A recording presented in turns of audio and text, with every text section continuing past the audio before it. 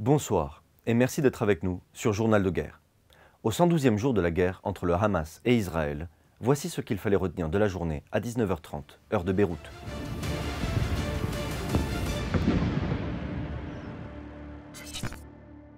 Nous commençons avec un récapitulatif de la situation à la frontière libano-israélienne. Les échanges de tirs se poursuivent vendredi, de manière sporadique, à la frontière libano-israélienne. Israël a bombardé les villages de Houla et Wadi el-Bayad, alors qu'un missile intercepteur du système de défense israélien, le Dôme de Fer, aurait explosé dans l'espace aérien libanais, près de la frontière de Naoura. Bilan humain depuis le début de la guerre, à 19h30, heure de Beyrouth. Selon un dernier bilan du ministère de la Santé dans la bande de Gaza, au moins 26 083 personnes, dont 70% environ de femmes, de jeunes enfants et d'adolescents, ont été tuées dans les bombardements et les assauts israéliens. On compte également 64 487 personnes blessées à Gaza. Le dernier bilan inclut 183 décès au cours des dernières 24 heures.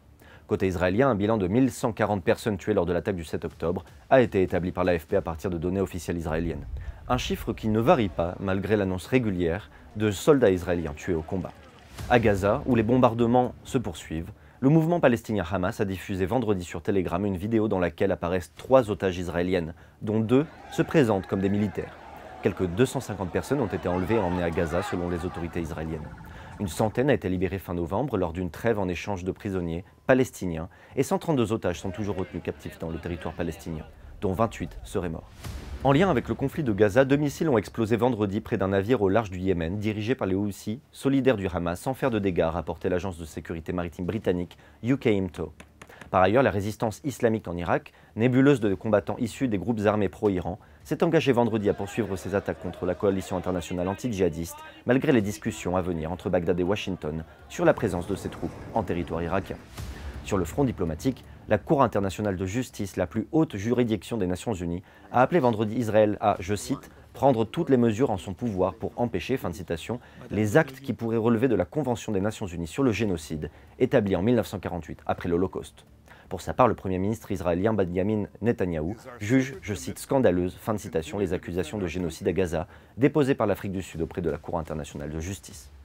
L'Agence des Nations Unies pour les réfugiés palestiniens, UNRWA, a annoncé vendredi s'être séparée de plusieurs de ses employés accusés par les autorités israéliennes d'être impliqués dans l'attaque meurtrière du mouvement Hamas le 7 octobre. La diplomatie américaine a pour sa part annoncé, je cite, suspendre temporairement, fin de citation, tout futur financement à l'Agence onusienne pour les réfugiés palestiniens. Par ailleurs, le patron de l'Organisation mondiale de la santé a réfuté vendredi d'autres accusations de collusion avec le Hamas, lancées par Israël la veille. Merci de nous avoir suivis sur Ici Beyrouth. On se retrouve demain pour un autre résumé de la situation.